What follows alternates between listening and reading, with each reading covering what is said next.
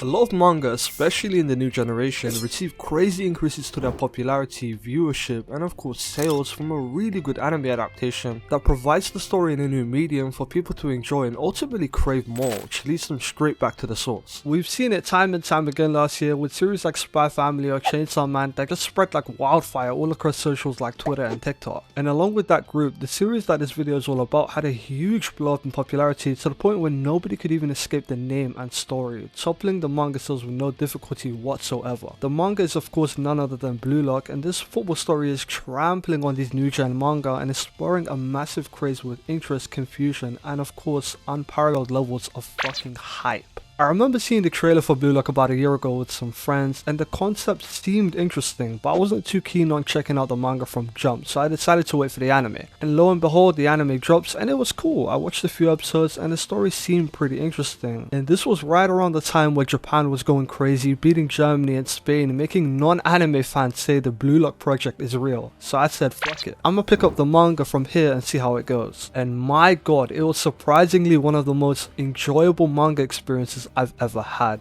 The amount of hype that this manga just shoves into your veins for no damn reason is just insane. And it made all the sudden noise and popularity make complete and total sense. Blue Lock, as I'm pretty sure everyone watching this video knows, is a story about this massive game-changing project started by this absolute lunatic called Ego, with an attempt to create a striker that can revolutionize Japanese football and become the #1 goal scorer the world has ever seen. This project features around 300 of the top strikers across Japan, and among them is our main character Isagi, who goes about ranking himself up in order to achieve his goal of becoming the #1 striker from practically ground zero through sheer passion, determination, and of course ego, which is one of the key traits you must have in order to do something so stupidly difficult as being the best. It's this very trait that appealed to most people when Blue Lock dropped. The characters going at it in this practically life or death situation for them, as their football careers are pretty much doomed and scrapped if they fail here, which produces some of the dopest scenes you'll find in current manga, with characters taking risks, making certain crucial decisions, and above all taking that one shot that can produce an outcome they desire. It's straight up just wild, and seeing the MC go from an average Joe to gaining skills like finding his own goal scoring play and utilizing his abilities to the utmost degree to either barely scrape through at times or be the most clutch player ever is the funnest shit I've read in a while. And the fact that people who are mostly against sports anime or just haven't given them a chance of picking up Blue Lock speaks volumes to how surprisingly entertaining this series is. From jump, we are shown what kind of mindset and determination you need to even attempt the project, with Isagi, the main character, taking that split-second risk to solidify his goal of becoming the world's best, taking out his strongest competition at the time. Then as we move forward and as the stage of play gets harsher, the challenges follow suit, forcing the characters to either adapt and evolve or inevitably get left behind. Literally, if you do not think you are the protagonist, if you don't think you are him, you aren't making it far within Blue Lock, and that structure that gets built up over time only makes the stakes higher and games more entertaining, as at the end of the day it really is just a fight for #1, whether you are a teammate or on the opposing side. And we get the true nature of this with characters like Baro and Rin, who the MC has to quote unquote devour in order to become that leading actor. This is where the concept of ego plays a huge part in how these characters move forward, and it's honestly why Isagi is a perfect fit for the main character in this story. Any challenge that is thrown at him is broken down through sheer will until he can evolve to a state where he's beyond it. We've seen it extremely early on with his goal to beat Team V, and we see it within second selection where he devoured Baro, calling him a damn retard, or I think in the anime it was donkey, someone who is arguably the most egocentric person in the entire story. This is just a few of so many examples I could name, and although the challenge can seem rough and exaggerated as that's how the story is built up as, the complete satisfaction and goosebumps you get when he does pull off that insane action that was his missing piece literally never gets old, and is one of the main reasons why he's such an impactful MC in my eyes. He also has the most insane dialogue out of all the characters if we're excluding Shido, who says the most out-of-pocket stuff you can think of. The goal of all these characters is to become #1, and the way the stages are demonstrated through Isagi's POV just shows us readers the dire stakes and scale of everything, and as we develop from the selection phase all the way up to the current Neo Egoist League, it only continues to get more dramatic, but at the same time it's also really fucking cool to see how far these characters come, and especially Isagi, who was once in the bottom 2 along with the monk, I literally forgot his name, to now now surpassing prodigies and devouring world-class players in the Neo Egoist League. Blue Lock as a story is pretty consistent with how it handles the cast, making sure plotlines don't get lost in the chaos of everything, along with not abandoning characters down the line, but instead giving them a substantial role that makes later parts of the story more interesting. A few examples I could name are Yuki the Dribbler and Kunigami, who went through the Wildcard project. And this is all cool and dope stuff, but where Blue Lock truly shines and what stood out to me is the build up and especially the climax of its story arcs. I rarely read an arc from Blue Lock and feel dissatisfied or frustrated with how it ended, and with a particular arc it felt like the climax of absolutely everything we have previously read, and if you peel through the Blue Lock manga you obviously know what arc I'm talking about. The next part of the video I kinda wanna talk about a later arc within the manga that hasn't been adapted in the anime yet, so if you aren't caught up with the manga I suggest you click off the video now because I kinda need to get this off my chest. Blue Lock versus the under 20 Japanese reps was the pinnacle of all that we have once read and took the story to a new height, which was something I was waiting for, like Baro hiding to steal the ball from a teammate. It's an arc where the entire struggle that the characters just went through in Blue Lock finally gets tested and we get to see proof of Ego's philosophy actually making things work with these players. One match to either make history and change Japanese football forever or be left behind as a failed project that could not hold up to the traditional style of play. Very intense and dramatic stakes are portrayed before the game, and the Blue Lock 11 are going against Japan's most hopeful player Saitoshi, who is practically leagues ahead of any player on the pitch, at least for the most part, and Shido, a literal demon who we know is relative slash somewhat better than Rin in certain aspects of play. You know when you're reading a manga and there's that one arc where it's all gas no breaks and you can't help but keep reading until the end? Blue Lock's under 20 match is exactly that. It was a lengthy 30 or so chapters of just straight heat, and not gonna lie, a lot of the games before this match had certain moments that were dope, but with this match being the highest stage they've played on while simultaneously being the biggest risk they have took, the author knew he had to level up and make absolutely every scene count. The introduction was handled really nice with how seamlessly the team got broken down and kinda destroyed by Saitoshi, which demonstrated to us the type of skill this player has and what the Blue Lock 11 are dealing with, whilst also taking a realistic approach, bringing us back to the fact that this stage is immensely stressful and that our team is obviously new to this kind of environment. And this later changes as Rin practically tells Isagi not to get swallowed up by the atmosphere, and this is where things really kick off in the match, with none other than Nagi finding the goal scoring opportunity with his trap and volley to show that the Blue Lock 11 is really like that and a true contender to win this game. But as gas as this moment was, because Nagi is definitely one of my favorite characters, it kinda pales in comparison to the later moments. The hype, excitement, and even unexpectedness of certain goals and plays really made the important moments in this arc shine, and certain concepts like flow are clearly shown to be the determining factor of taking initiative within the game, and it was explored really damn well, especially with Rin and Shido. Shido, surprisingly enough, with his nearly unpredictable plays, unlocks that flow state first and scores a screamer from deep within the field, portraying the type of ability you have when you're in flow. And with Rin's awakening during the end of the match, we see his flow state, which aside from his skills that broke down the under 20 team with no difficulty, it was definitely his disposition to size calm and collected flow state that stood out. A fully realized version of Rin whose skill and even appearance completely shadows his previous self, breaking down the opponents disgustingly as described and actually creating that one chance for the Blue Lock 11 to take the W, with Isagi taking advantage of this and hitting that one shot at the whistle to defeat the U20 team and bring home the dub for Blue Lock. Literally the icing on the cake for the crazy string of events that previously happened, and in the most crucial moment Isagi shows his evolution throughout the past 140 chapters and somehow becomes the heart of the team. I could make a completely separate video on this match because of the sheer amount of excitement and cool shit that happens in it with characters that I didn't discuss here, but man, it was truly a dope experience that for sure brought Blue Lock up into my favorites for current new gen out. And quite honestly, the hype doesn't die out there as we pull into the next arc where the stage yet again gets elevated, which is nothing less than expected with the direction the story was taking. The Neo Egoist League seems to be honing in on the character's growth, and Isagi is continuing to reach new heights, facing off against his new challenge Kaiser and increasing his skill set to where he's now even devouring world class players, and the same goes for the other members in the Blue Lock 11, such as Nagi, Shiguri, and especially Yukimiya and Ryo, who had the most growth as characters excluding Isagi so far. But we are still really early on in this arc, which seems to be quite long, and characters like Shido and Rin still haven't made appearances since the U20 game. Even though we've only seen a portion of this arc, it's really cool to see how the art in the manga has improved as well. It's always been goddamn incredible, and I'll definitely give props to the artist for dropping really clean spreads regularly, and it's still continuing to get better it seems, as shots like the Kaiser Impact, which is essentially the direct shot from Misagi but like 10 times better, is portrayed in a really creative way, with its intro having about 5 spreads of the camera closing in on the goal with sheer force to portray its strength as a weapon and its clear superiority to Isagi's shot. And as Isagi gets closer to Kaiser's skill level, his shot starts to create the same effect, which is a clear indicator of his improvement in a really cool but simple way. From catching up, I'm really surprised I didn't pick this manga up sooner. It's such a fun and entertaining read that once you get hooked on, it really only gets better. I gotta give credit to the cast for not only being engaging, but having a diverse set of personalities that make it hard to pick a favorite between them. Nagi is dope, Bachira was a favorite for a while and pretty much still is, and Isagi is always leveling up and destroying the wall that he's faced with, making him such an entertaining persona as well. We're going into a big change for the entire cast with the Neo Egoist League, and this is where character dynamics like Rei or Nagi for example are finally getting fleshed out, and no doubt this will include Rin and Isagi, which for a while has been the most important, so I'm excited to see what comes of that. Blue Lock was an amazing experience, and condensing some of my thoughts into this video was kinda hard since there's so much to talk about with this sports manga, but nevertheless, if you enjoyed watching me ramble on about why I like ball hit net manga, leave a like and subscribe for more videos like these. Thanks again, and I'll catch you in the next video.